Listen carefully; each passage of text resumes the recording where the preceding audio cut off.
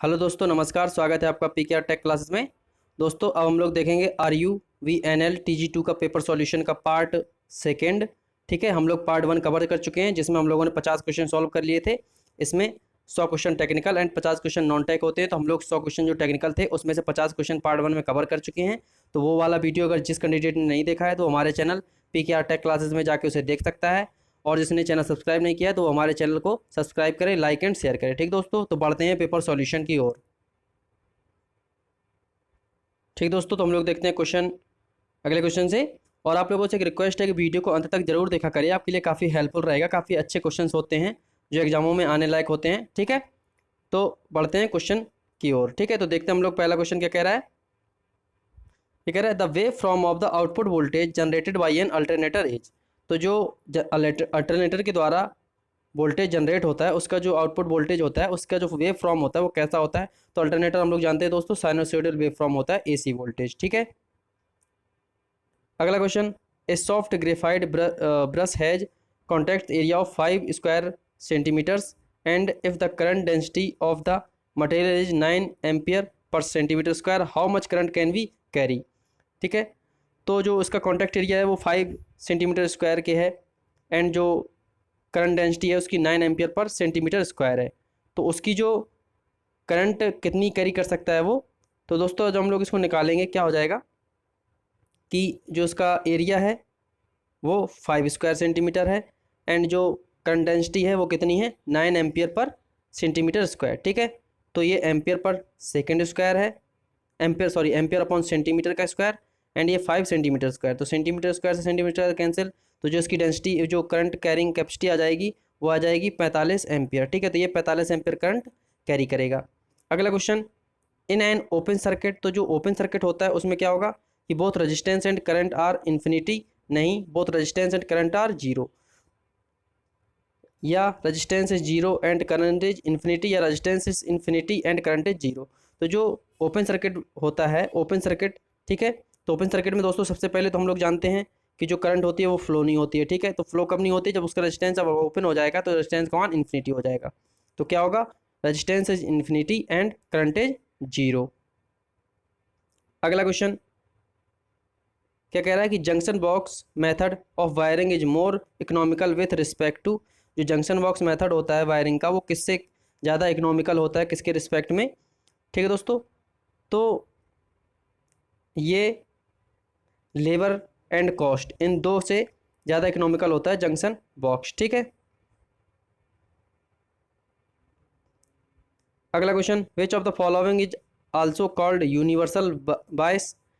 ठीक है, तो इनमें से कौन सी है जो यूनिवर्सल बायस कहलाती है। ठीक है, तो ये होती है दोस्तों वोल्टेज डिवाइडर बायस, जो होती है वो यूनिवर्सल बायस कहलाती है। ठीक है, अगला question, question number 107। The function of a zener diode is to maintain a constant. तो जो जीनर डायोड होता है दोस्तों वो रिवर्स बायस में काम करता है। ठीक है, एंड ये क्या मेंटेन करता है, क्या कांस्टेंट करता है, तो ये दोस्तों आउटपुट वोल्टेज होता है उसको कांस्टेंट करता है मेंटेन करके। ठीक है दोस्तों, अगला question. Overhead lines can be designed for operation up to. जो ओवर हेड लाइन होती है वो डिजाइन की जाती है कितने ऑपरेशन वोल्टेज के लिए, कितने ऑपरेशन वोल्टेज तक के लिए। तो ये होती है दोस्तों 400 किलो वोल्ट की लाइन तक के लिए ओवरहेड लाइंस जो होती हैं वो ऑपरेशन के लिए डिजाइन की जाती है। ठीक है, अगला question. To prevent local action in battery only is used in electrolyte. ठीक है, तो जो बैटरी में लोकल एक्शन होता है उसको रोकने के लिए किस प्रकार के इलेक्ट्रोलाइट यूज करेंगे हम लोग दोस्तों, तो वो होता है डिजिटल वाटर। ठीक है, अगला क्वेश्चन क्या कह रहा है। A motor rated to run at 440 volt is running at normal voltage, suddenly the voltage is drop to 340 volt, the motor will, क्या होगा दोस्तों कि, ठीक दोस्तों क्या होगा, मतलब अगर 400 वोल्ट रेटेड है मोटर, अगर उसको जो वोल्टेज है सडनली ड्रॉप हो जाता है, 340 वोल्ट आ जाता है, तो जो मोटर होगी उसमें थोड़ा जो करंट है वो ज़्यादा लेने लगेगी और जो उसमें लॉसेस हैं वो बढ़ जाएंगे, जिससे कि हीट बढ़ जाएगी। ठीक है, तो मोटर गर्म होने लगेगी, उसकी हीट अप एक्सेसिव। अगला question, question number 111। Which of the following is not a standard transmission voltage. तो इनमें से कौन सा है जो स्टैंडर्ड ट्रांसमिशन वोल्टेज नहीं है। तो दोस्तों हम देखेंगे कि जो 222 किलोवोल्ट है ये स्टैंडर्ड ट्रांसमिशन वोल्टेज नहीं होता, ठीक है। 132 kV line, 400 kV line, 750 kV line, ये सब होती हैं, ठीक है। अगला question, where are Buchholz relay used? तो बोकोज रिले कहाँ यूज होती है दोस्तों? तो ये होती है दोस्तों ट्रांसफार्मर्स में, ठीक है। ऑयल फील्ड ट्रांसफार्मर्स होते हैं उनमें बोकोज रिले यूज होती है। अगला question, power wiring should be protected by? जो पावर वायरिंग होती है उसको हम लोग किसके द्वारा सुरक्षित करना चाहिए, ठीक है। तो इसको दोस्तों हम लोगों को सुरक्षित करना चाहिए स्विचेस और फ्यूजेस के द्वारा, सॉरी फ्यूजेस और एमसीबी के द्वारा, ठीक है। फ्यूजेस और एमसीबी के द्वारा जो पावर वायरिंग होती है उसको। अगला question, the usual span with RCC pole are? तो जो आरसीसी पोल होते हैं उसमें यूजुअल स्पान कितना होता है दोस्तों? तो ये होता है दोस्तों 80 से 100 मीटर के आसपास, ठीक है।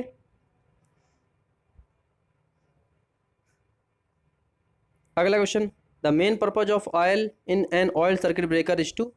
तो जो ऑयल सर्किट ब्रेकर होता है उसमें मेन फंक्शन क्या होता है ऑयल का? तो ऑयल का जो मेन फंक्शन होता है दोस्तों वो होता है extinguishing the arc developed across the contact, ठीक है। कॉन्टैक्ट के अक्रॉस जो आर्क जनरेट होती है उसको बुझाने के लिए।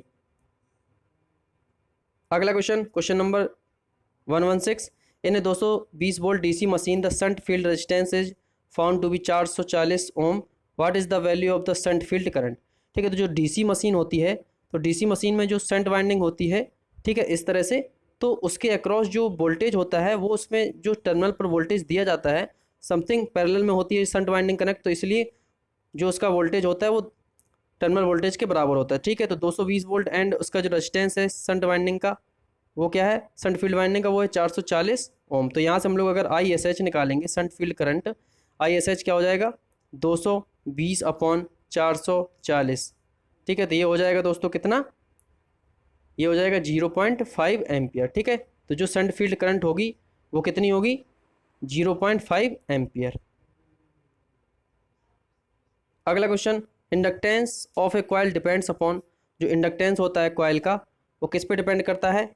तो वो दोस्तों करता है नंबर ऑफ लाइंस, ठीक है, area of coil, length of the coil, all A B and C पर, ठीक है। तो जो एल बराबर होता है क्या होता है दोस्तों, N I by L, N I by, ठीक है। तो क्या होता है एल बराबर, सॉरी एल बराबर होता है, क्योंकि एल बराबर होता है क्या, एन फाइव बाई आई होता है दोस्तों, ठीक है। तो सॉरी वो गलत हो गया, एल बराबर N I, N five by I. तो यहाँ से चूंकि फाइव बराबर हम लोग जानते हैं दोस्तों, फाइव बराबर होता है एन आई बाई एस, ठीक है। एस बराबर क्या होता है रिलक्टेंस। तो यहाँ से जब हम लोग एल बराबर निकालते हैं तो ये आता है क्या, N square I by I S, I से आई कैंसिल हो जाता है, तो एल बराबर निकल के आता है एन स्क्वायर बाई एस, ठीक है। और एस बराबर हम लोग जानते हैं दोस्तों, एस बराबर होता है 1 के म्यू नॉट एल बाई ए, ठीक है। तो यहाँ से एल बराबर क्या निकल के आता है, ये होता है एन स्क्वायर 1 के म्यू नॉट एल बाई ए, ठीक है। तो यहाँ फाइनली जब एल का रिलेशन निकल के आता है तो एल बराबर निकल के आता है क्या, एल बराबर निकल के आता है दोस्तों mu not an square A by L, ठीक है। तो यहाँ से हम लोग देखेंगे कि जो इंडक्टेंस है कॉइल का वो number of lines, area of coil, length of the coil, इन तीनों पे डिपेंड करता है, ठीक है। तो क्या हो जाएगा ऑल ए बी सी। अगला क्वेश्चन क्या कह रहा है, laying of concealed wiring in roof start soon after is complete, ठीक है। तो जो कंसील्ड वायरिंग में हम लोग रूफ में स्टार्ट करते हैं बिछाना उसको, तो स्टार्ट सून आफ्टर मतलब किससे जल्दी उसके पहले कंप्लीट कर लेना चाहिए हमें, जब कंक्रीट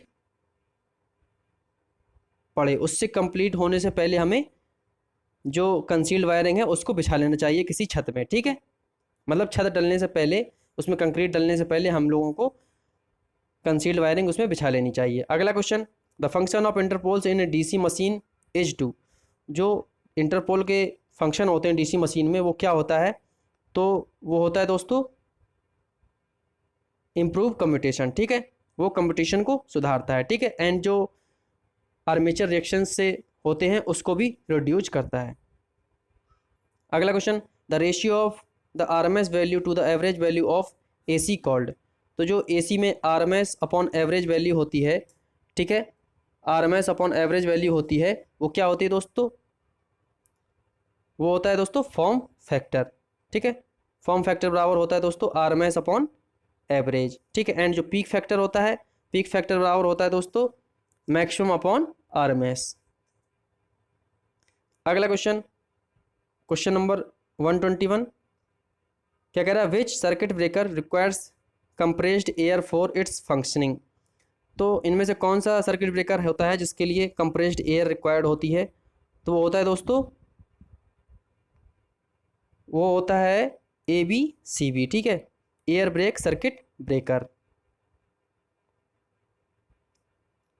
अगला question, how many poles does a rotating magnetic field of a 3 phase 400 volt 50 hertz induction motor have a rated speed of 715 RPM, ठीक है।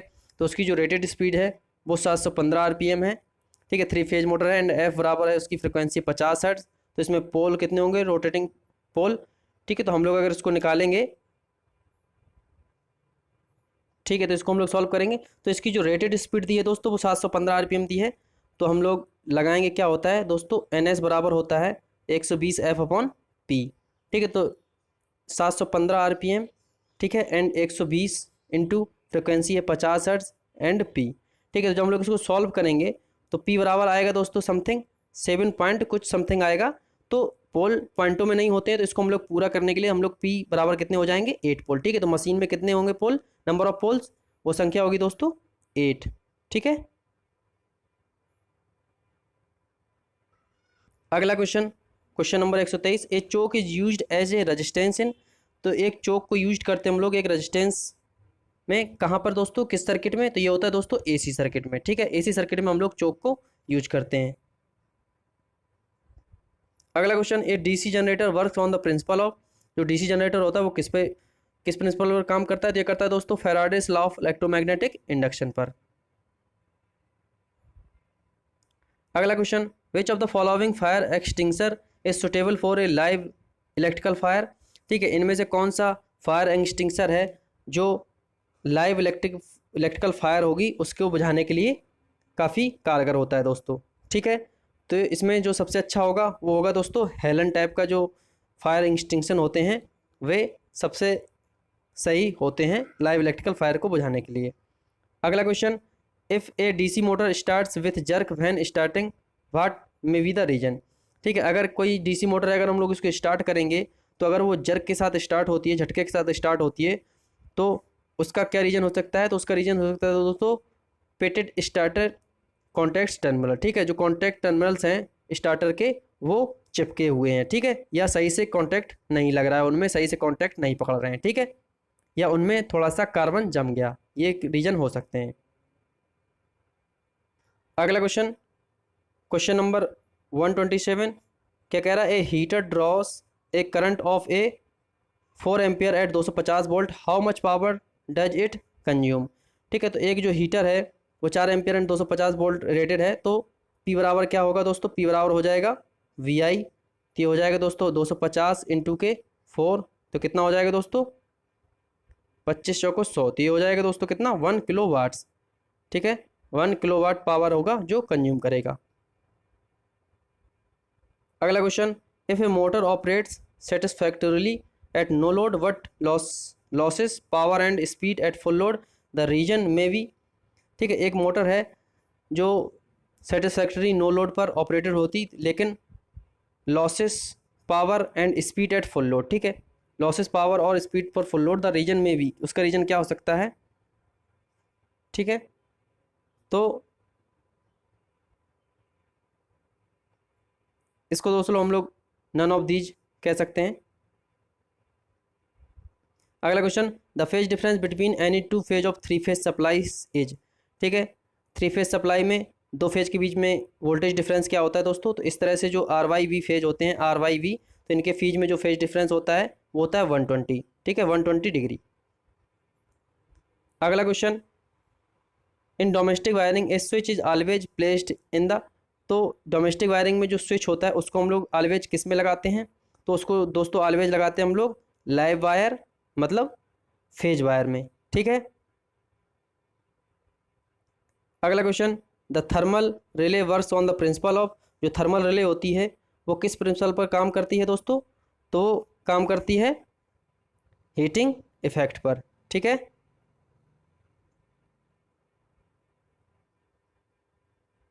ठीक है, अगला क्वेश्चन क्या कह रहा है कि potential transformer are use to contact. तो जो पोटेंशियल ट्रांसफार्मर है वो कहाँ कनेक्ट करने के लिए यूज किया जाता है दोस्तों? तो वो दोस्तों generally voltmeter to high voltage line, ठीक है, वोल्टमीटर के साथ हाई वोल्टेज लाइन में कनेक्ट किया जाता है, ठीक है, क्योंकि पीटी का जो उपयोग करते हैं हम लोग हाई वोल्टेज का जो वोल्टेज होता है उसको लो रेंज के वोल्ट में मापने के लिए। अगला question, if the fan is running slowly the reason में बी। एक अगर फैन है वो स्लो चल रहा है तो उसका रीजन क्या हो सकता है? तो उसका दोस्तों रीजन हो सकता है कि जो कैपेसिटर है वो ओपन हो सकता है, ठीक है। अगला question, the minimum gauge of copper earth wire to be used for 3 pin 5 ampere 250 volt sockets, ठीक है। तो कॉपर अर्थ वायर है उसके लिए जो मिनिमम गेज होगा कॉपर का वो 3 पिन 15 एम्पियर वाले का कितना होगा 250 वोल्ट सॉकेट का? तो होगा दोस्तों लगभग लगभग 15 SWG के, ठीक है। अगला question, how many light points can be allowed in one circuit, ठीक है। जो लाइट फैन सर्किट होता है, ठीक है, उसमें मैक्सिमम कितने पॉइंट अलाउ होते हैं एक सर्किट में? वो होते हैं दोस्तों 10 पॉइंट्स, ठीक है। अगला question, the unit of illumination is. तो इल्यूमिनेशन की जो यूनिट होती है वो होती है दोस्तों लक्स। अगला question, in bus bar system tapping of supply to the service connection are made by connecting the service cables through, ठीक है। एक बस बार सिस्टम में टेपिंग सप्लाई अगर दी जाती है कनेक्शन में तो किसके सर्विस केबल्स में किसके द्वारा कनेक्शन करके, ठीक है। तो ये होता है दोस्तों लक्स और द बस बार, ठीक है, लक्स टू द बस बार। बस बार में लक्स को लगा के उसको हम लोग कनेक्ट करते हैं टेपिंग करने के लिए। अगला question, cells are connected in parallel to. तो सेल्स को हम लोग पैरेलल में किस लिए कनेक्ट करते हैं? तो दोस्तों उससे क्या होता है कि जो इनकी करंट कैपेसिटी होती है वो इंक्रीज होती है, ठीक है। करंट कैपेसिटी इंक्रीज करने के लिए हम लोग सेल्स को पैरेलल में कनेक्ट करते हैं, ठीक है। और सीरीज में हम लोग किस लिए कनेक्ट करते हैं? वोल्टेज, जो वोल्टेज कैपेसिटी होती है उसको बढ़ाने के लिए, ठीक है। अगला question, which of the following are types of registers, ठीक है। तो जो रजिस्टर्स होते हैं वो किस प्रकार के होते हैं, किस टाइप के होते हैं? तो wire bound, carbon resistor, carbon metal film resistor, A B and C, ठीक है। तो ये सारे के सारे जो कार्बन जो रजिस्टर्स के टाइप होते हैं वो सारे के सारे होते हैं, ठीक है, ए बी एंड सी। अगला question, the ground earth point is an electrical socket provide the easiest path for flow, ठीक है। जो ग्राउंड अर्थ पॉइंट होता है इलेक्ट्रिकल सॉकेट में वो किसे ईजी पाथ प्रोवाइड कराता है? तो ये होता है दोस्तों लीकेज करंट जो होती है उसको आसानी से ग्राउंड में पास कर देता है, ठीक है। अगला question, when using A megger you must avoid touching, ठीक है। जब हम लोग अगर मैगर यूज करते हैं तो उसे हम लोग क्या टच से अवॉइड करना चाहिए उसके लिए? तो ये होता है दोस्तों हम लोगों को जो लीड्स होती हैं दोनों उनको टच नहीं होने देना चाहिए, ठीक है। Both leads at the same time, ठीक है, दोनों लीड को एक साथ में टच नहीं करना चाहिए सही समय एक साथ में। अगला question, in which type of AC to DC converters losses are less and efficiency is higher, ठीक है। क्या कह रहा है?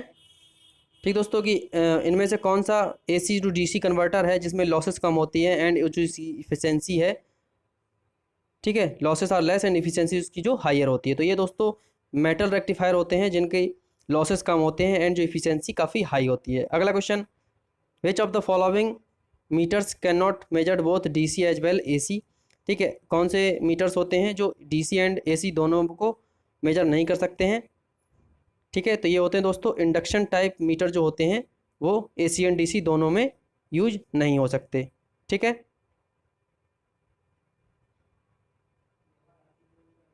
अगला question, which of the following is the reason for copper loss in a transformer, ठीक है। क्या कह रहा है कि इनमें से कौन सा रीजन है जो कॉपर लॉस के लिए जिम्मेदार होता है ट्रांसफार्मर में? फॉलोइंग कौन सा रीजन है,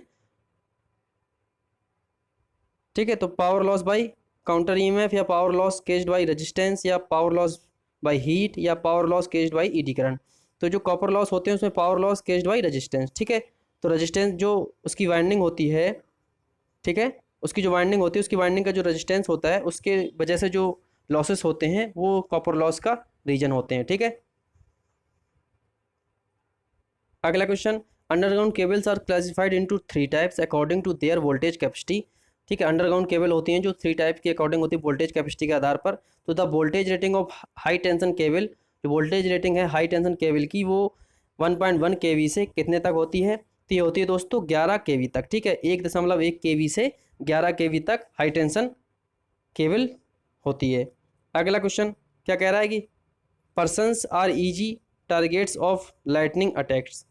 ठीक है, जो पर्सन्स होते हैं वो मतलब लाइटिंग अटैक्स से ईजिली टारगेट हो जाते हैं। कहाँ पे होंगे वो? अगर ठीक है इन एन ओपन फील्ड, अगर वो ओपन फील्ड में होंगे तो वो लाइटनिंग से डायरेक्टली ईजी से अटैक हो सकते हैं। ठीक है।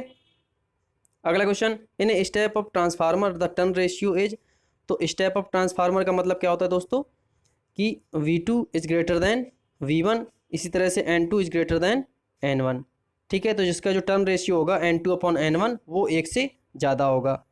ठीक है, इज ग्रेटर देन 1। अगला question, radius of bands used in conduit wiring should not be less than centimetre. जो रेडियस होती है कंड्यूट वायरिंग में उसकी कितने से कम नहीं होनी चाहिए दोस्तों? सेंटीमीटर में। तो ये होती है दोस्तों लगभग यहाँ पे सेंटीमीटर नहीं होगा दोस्तों, शायद mm में होगा। तो जो रेडियस होगी कंड्यूट वायरिंग में जो पाइप होगा उसकी होगी दोस्तों 3 mm से कम नहीं होनी चाहिए। ठीक है। अगला question, in DC generators the pole shoes are fasten to the pole Y. तो जो पोल शू होते हैं मशीनों में दोस्तों उनको हम लोग कैसे लगाते हैं पोल के साथ? ठीक है, तो वो दोस्तों रिवेटेड से जुड़े होते हैं। ठीक है, सॉरी वो काउंटर संग स्क्रू के द्वारा जुड़े थे, सॉरी रिवेटेड नहीं दोस्तों, वो काउंटर संग स्क्रू के द्वारा जुड़े होते हैं। ठीक है, इस तरह से जो पोल शू होते हैं, ठीक है, ये जो पोल शू होते हैं।